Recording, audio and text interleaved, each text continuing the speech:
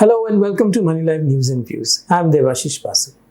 A couple of weeks ago, Rakesh Jhunjhunwala, who was one of the most successful investors India has ever seen, passed away. How successful was he? I'm very surprised to see that nobody actually bothered to do the numbers when a lot of his wealth and how he started and where he reached is all available publicly. Apparently, he started with 5,000 rupees in the stock market. And according to some reports, his total assets were about 50,000 crore when he passed away. That is a compounded annual return of 65% over 37 years. Now, just try to understand what this number means. No one seems to have calculated this number or understood the real implication of this. So here it is. Rakesh, if these numbers are correct, is the world's one of the most successful investors ever, right? Just ahead of him would be Jim Simons of Renaissance Technologies, who racked up 66% return between 1988 and 2018, the year for which the last data is available. The returns of legendary investors whom we keep reading about and we keep looking up to, we quote from them, such as Warren Buffett, George Soros, Stanley Druckenmiller. Their returns are in the high 20s or low 30s. Many top investors barely manage 20% compounded annual return over a long period of time. Yes, investing is that hard, and Rakesh was that successful in it. In fact, Rakesh's achievement is far greater than of the others because, for instance, Simons, a mathematical genius who has a team of top scientists and physicists to develop quantitative techniques and create algorithms to trade in the market. In order to achieve that kind of a return, he has a team of 300 PhDs from diverse fields to detect patterns. Also, most top investors are hedge fund managers, and they earn their return by investing other people's money. The fees of that, somebody who's managing about $20 billion or so, is a lot of money. Now, Rakesh did neither.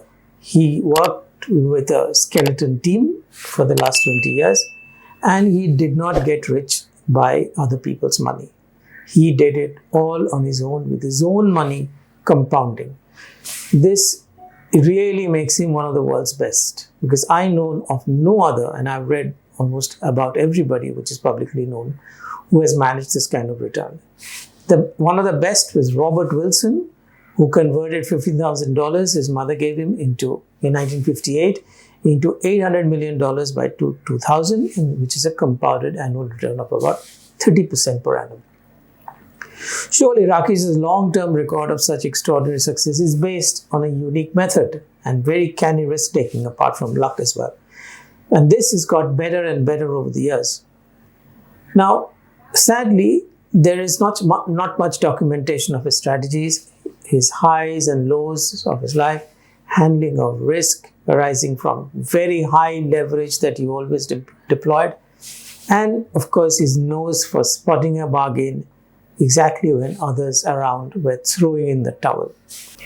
There are umpteen TV clips on his views about the market at different times, but there is no in-depth interview that captures his own investment journey in detail. Gregory Zuckerman has written a whole book on Jim Simons, which is called The Man Who Solved the Market, even though Simons did not cooperate. Although very few people are familiar with Robert Wilson, there is a book on him as well called Killing the Market by Romer McPhee. And there are, of course, countless books on Warren Buffett, George Soros and his former partner, Jim Rogers. They both have written a few books themselves about how they go about it. And then there is the best-selling Market Wizard Strategy series. Market was a series of books about top traders of the 80s and 90s. But there is no life account of the world's best investor and trader. This is unfortunate because he was generous with his time and with mainstream journalists. And of course, if you disagree with him, you had to face a testy and a scowling adversary who would fire back questions and counter-arguments at a very high pitch. Remember, there were many ups and downs behind Rakesh's 65% compounded return. He also survived 3 huge market crashes over 3 decades. He was only one of the many speculators in Dalal Street in the early 90s when Harshad Mehta was ruling the roost, and Harshad had already built up a considerable wealth for himself.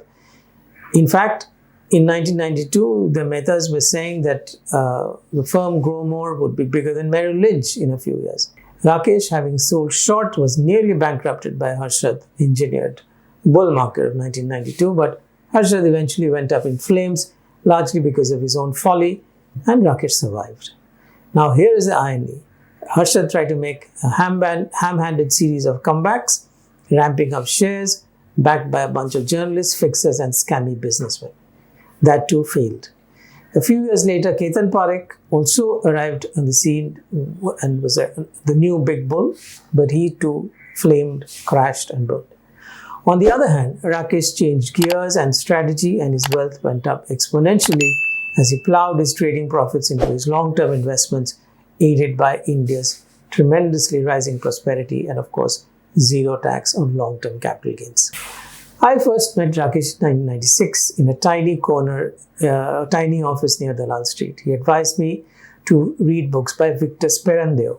His other advice was to always start small, with small positions, because you are bound to make mistakes, and remain humble because the market can be merciless. These are priceless words of wisdom. My next encounter with him was when India was in a recession, almost recession. We can call it a severe slowdown. That was in 2002. Like everyone else, I asked him, "Kya lagta hai?" And he said, "Teji, teji, aur teji." A few months later, from April 2003,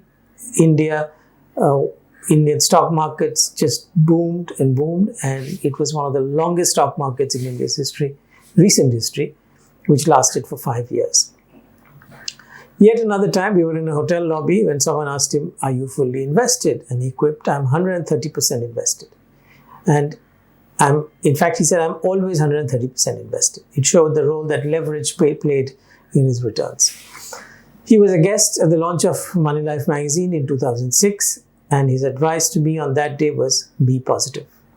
The broad secret to Rakesh's success was that he combined two completely opposite strategies, which is short-term trading and long-term investing, spiced with a generous amount of borrowed cash. But how exactly he could dance to the short-term trend with leverage and still remain firmly focused on the big picture is a secret that is probably gone with him. Thanks for watching, and I hope you liked it, and if you did, please do share and please do subscribe. Thank you.